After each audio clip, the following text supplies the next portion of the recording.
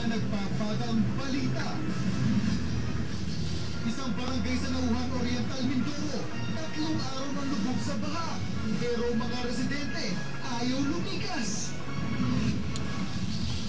Pag-angkat ng mga produkto sa mga free trade countries, mas bibigyang diin ng DTI.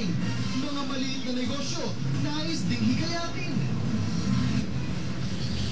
Jackpot sa Lotto, pumalo na sa 700 milyong piso. Mga eksena sa tayaan ng Lotto, ipapakita namin live. Mga bayan at lungsod sa Cavite, nagsanib pwersa upang makakalap ng pondo para sa isang SWAT unit. Iri, inaming kailangan mag-angkat ng bigas mula sa ibang bansa. Pantalan ng Batangas, nakahanda na sa pagdagsa ng mga biyahero sa nalalapit na Christmas vacation. Dalawang magkahiwalay na insidente ng sunog na itala sa Cavite noong Biyernes. 10 milyong pisong halaga ng ari-arian na tupok.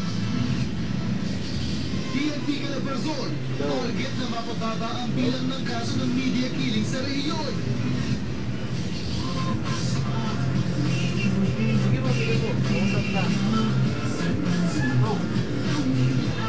At Christmas Station ID ng inyong mga kapamilya sa Southern Tagalog. Ilulusot na mamaya.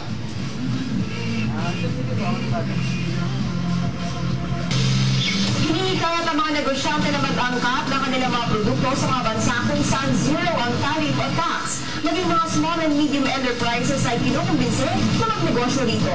Dahil ang detalye. 60% ng mga produkto na iniaangkat natin sa ibang bansa ay mga semiconductor electronics. Sa Calabarzon, matatagpuan ang mga Philippine Economic Zone kung saan 100% umano sa mga ito ay nag-e-export. Upang lalong makaakit ng maraming investment sa bansa, hinihikayat ng DTI ang mga negosyante na pumasok sa export business sa mga free trade areas o mga bansa kung saan walang binabayarang buwis sa iniaangkat na produkto. Ito ang ibinahagi sa isang information campaign na ginanap sa Tagaytay City ngayong araw, kaakibat ang Philippine Export at ang Philippine Chamber of Commerce and Industry o PCCI. We realized recently that the utilization of these trade agreements is quite low among Filipino entrepreneurs.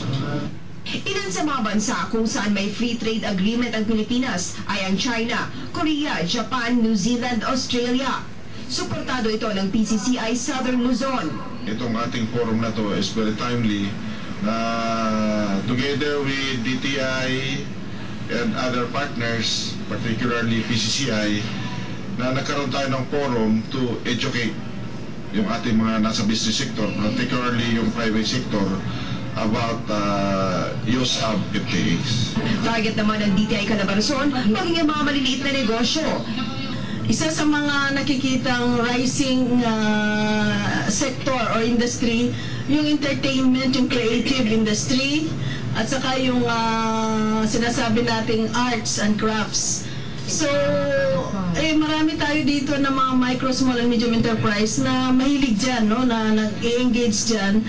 But siguro hindi masyado nilang naisip na mas, kung alam nila yung free trade agreement at i-avail nila ito, mas magiging competitive yung kanilang presyo ng kanilang produkto. Malakas naman daw ang export ng bansa ngayong taon kumpara noong 2009.